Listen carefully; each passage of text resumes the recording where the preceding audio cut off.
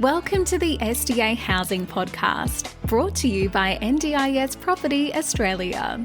Before starting this episode, we need to provide a general disclaimer. Information contained in this podcast is general in nature only. It does not take into account the objectives, financial situation, or needs of any particular person. You need to consider your financial situation and needs before making any decisions based on the information in this podcast. And you should consider seeking independent and professional advice for your personal circumstances. All right, let's begin. Welcome to the SDA Housing Podcast. My name is Debbie from NDIS Property Australia, and you're listening to SDA Unlocked, where we delve into the supply and demand data for specialist disability accommodation in different areas around Australia. This month, we're looking at Newcastle in New South Wales, the second biggest city in the state, because we know that there is a big demand going on there. We have been speaking to quite a lot of people interested in investing in the area who might have land in the area. So we thought that this would be as good an area as any to look into at this point in time, just to see what's actually going on with the data. So as a bit of background, the Greater Newcastle area has a population of 461,000. So it's pretty big.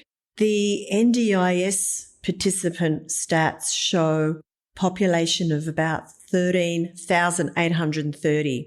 That is a Newcastle SA4 region of Newcastle, Lake Macquarie East and Lake Macquarie West.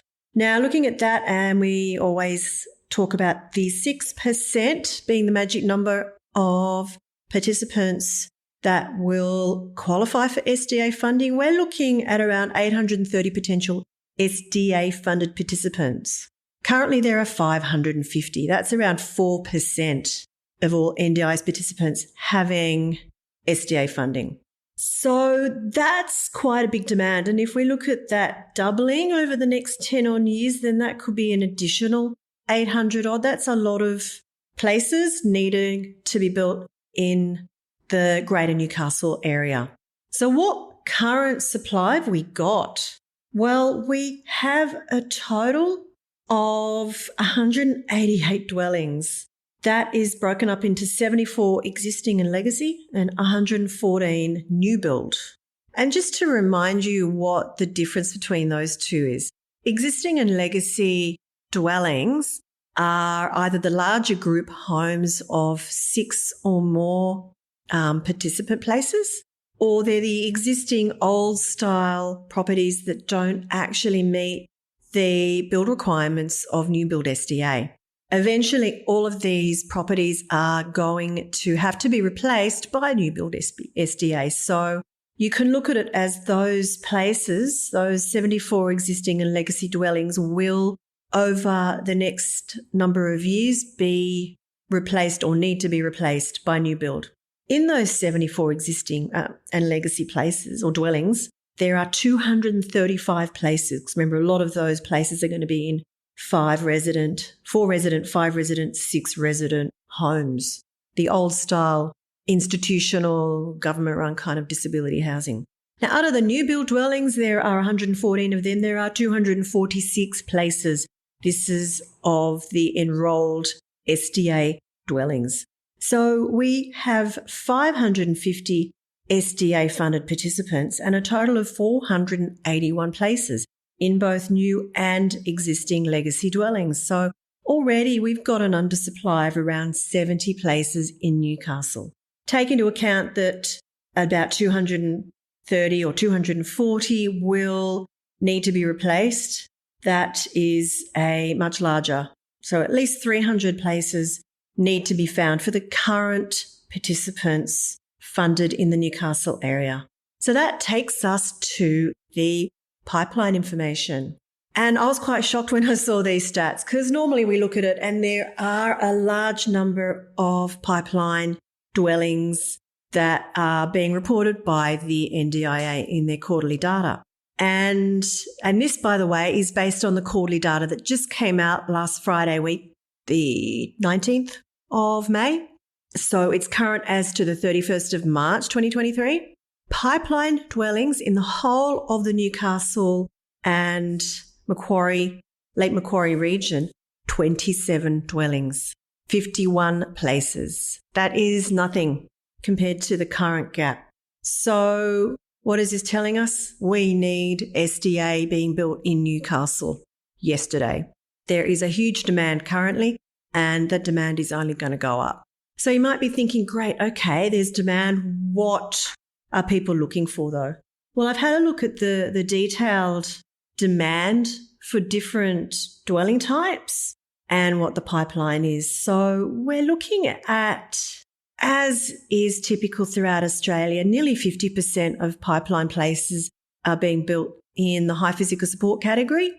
In Newcastle, we've also got 31% in the fully accessible category. So that is, 80% almost being wheelchair accessible. Only 16% are being built to robust. Well, actually, that's quite a good number because we don't believe that 16% of SDA funded participants will be living or will need robust. And the remaining 6% is hybrid. Now, what I'm not seeing here is any improved livability in the pipeline whatsoever, 0 dwellings. We've discussed this before on other episodes, the fact that that is not a big problem really in the scheme of things, because an improved livability funded person can live in a fully accessible or a robust or a high physical support dwelling. The problem is that their funding level is much lower, so the owner of that dwelling might not accept a participant with such a low level of funding. So I can see a huge need for improved livability being built there. And that's probably where the biggest gap is in terms of the pipeline buildings. Now, what the demand is kind of a lot more even than we're seeing in other places. So this is based on the data that the NDIS put out on what participants are seeking in the Newcastle area. And we've got 25% are looking for improved livability, 30% are looking for high physical support, 20% for fully accessible, 10% for robust, and another 16% that did not state what they were looking for. So that's, a relative even spread compared to the actual pipeline places.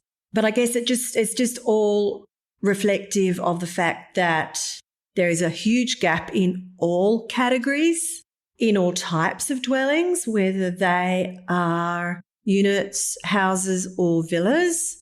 We've got, out of those 27 pipeline dwellings, 9 are units, 7 are houses, 11 are villas.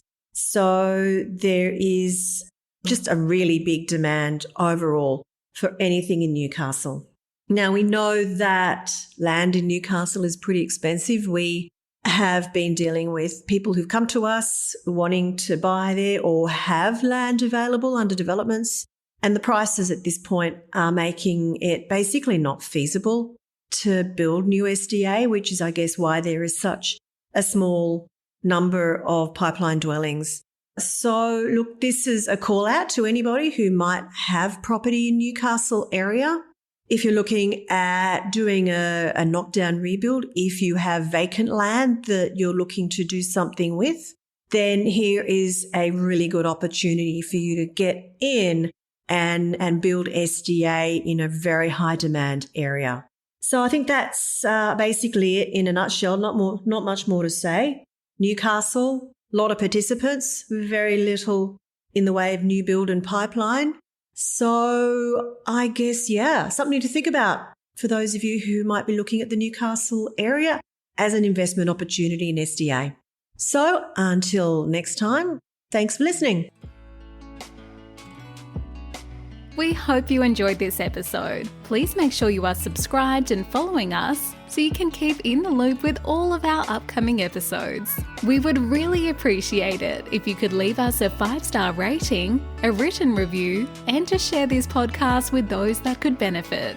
Until next time, catch you on the next episode.